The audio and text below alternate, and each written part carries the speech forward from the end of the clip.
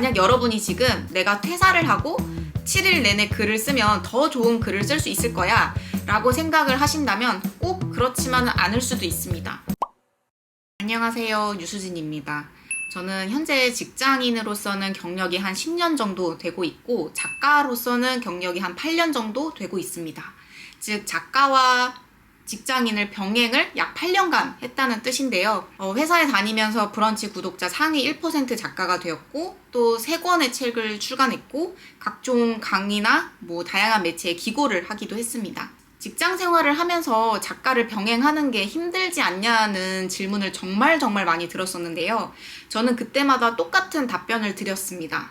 저는 직장인으로만 살아보기도 했고 또 작가로만 살아보기도 했는데 각각의 일 하나에만 집중을 하는 것보다 이 두 가지 일을 같이 할 때 훨씬 더 좋은 시너지가 난다라고 말씀을 드렸어요.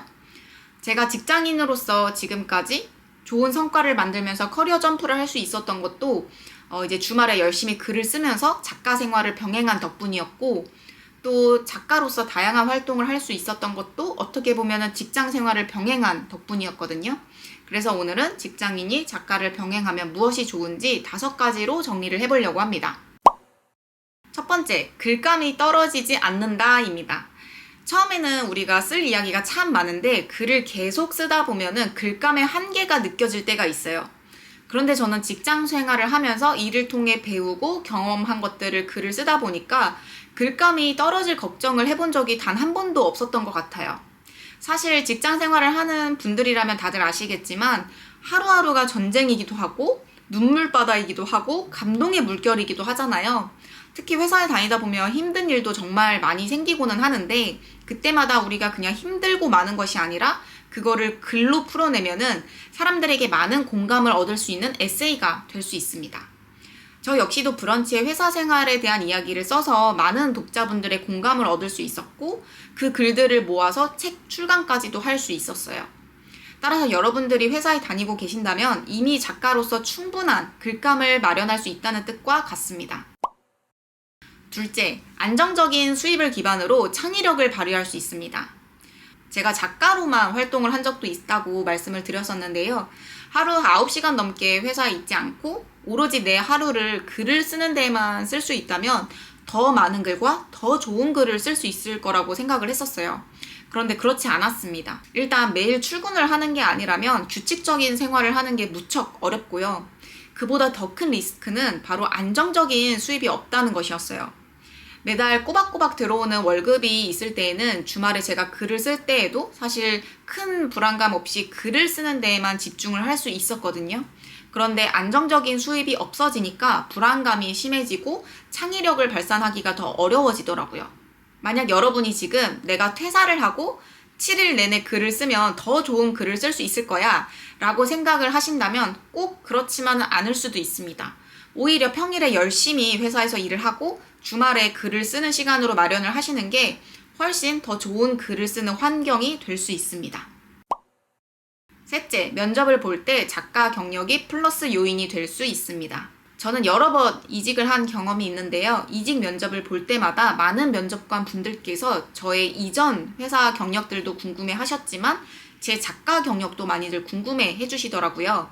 어떻게 책을 출간하게 되었는지, 어떻게 그렇게 많은 브런치 구독자를 모았는지, 사실 이런 게 제 직무인 마케팅이랑도 연관이 많이 되다 보니까 출간을 한 경력이 면접을 볼 때 꽤 좋은 플러스 요인이 되었던 것 같아요. 꼭 직무와 깊은 연관이 있지 않더라도 출간을 했다는 것만으로도 이 사람이 한 분야에 전문성을 갖고 있다는 것을 어필할 수도 있고 또 딱딱한 면접 분위기를 책이라는 매개체를 통해서 부드럽게 완화시킬 수 있다는 것도 좋은 점인 것 같습니다. 넷째, 동료가 내 열렬한 팬이 되어줄 수 있습니다. 사실 베스트셀러 작가나 SNS에서 유명한 인플루언서가 아니라면 내 글을 읽어주고 내 책을 구매해줄 팬을 찾는 게 쉽지 않을 수 있어요. 그런데 제가 회사를 다니고 있다 보니까 제 동료들이 제 글에 관심을 가져주고 또 제 책을 구매해서 읽어주시더라고요. 그리고 그 동료들이 또 다른 지인분들에게 제 책을 추천해 주시고 입소문을 내주면서 자연스럽게 제 책이 홍보가 되었습니다. 올해 제가 3번째 책 처음 쓰는 사람들을 위한 글쓰기 특강을 출간을 했을 때에도 제 회사 동료분들이 같이 릴스도 찍어줬는데 사실 영상에 얼굴을 노출하는 게 쉽지 않았을 수도 있을 텐데 정말 너무 감사하더라고요. 그런데 가끔 회사 동료분들에게 자신이 쓴 글이나 출간한 책을 알리기가 조심스럽다고 말씀을 하시는 분들도 계시는데요. 저의 개인적인 경험에 기반해서 말씀을 드리면 제가 쓰는 글이나 책을 출간한 거에 대해서 다들 정말 많이 축하를 해주시고 또 많은 도움을 주셨거든요.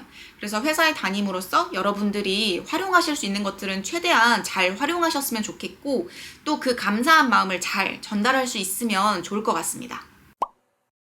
마지막 5번째는 내가 쓴 글을 통해서 많은 직장인 분들에게 도움을 줄 수 있습니다.